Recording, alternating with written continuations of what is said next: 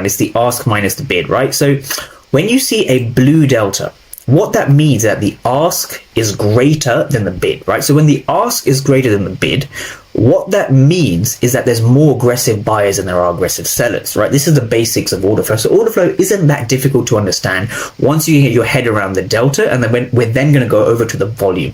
But it all comes from understanding one simple concept, that the market is an auction. It's not an algorithm. It's not a bot.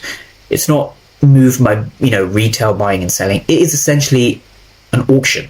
It's an auction between big players, and our job is to read what the big players are doing via the order flow. And if you can read what the big players are doing via order flow, you have a much higher strike rate because you actually know what's happening behind the candles. It sounds simple, but when you have a fair value gap, you don't really know what's happening within that fair value gap. When price reacts to a fair value gap, you don't know how price is behaving at that fair value gap. When price takes out liquidity and breaks structure, you don't know if the move was strong or weak, right? You don't know if it was a market structure shift, or you don't know if it was a liquidity sweep, right? Using order flow and reading the why behind every candle gives you that advantage. So this is my settings on the ATAS platform.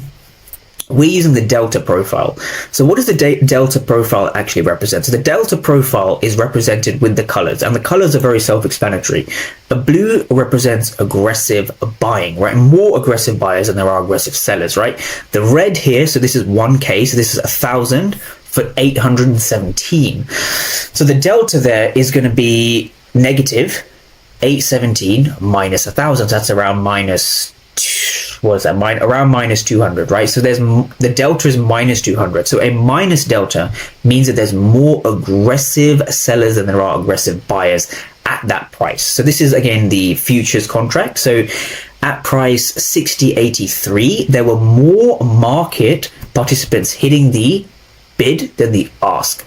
This is what we mean by more aggressive sellers than there are aggressive buyers. Now, this is very, very important, right? But for now, for basic knowledge, I want traders to really understand how to read every candle, right? So when we look at candles on the surface, right? If we were to zoom out at this, when we look at candles at the surface, a quick tip I want traders to understand is that when we come into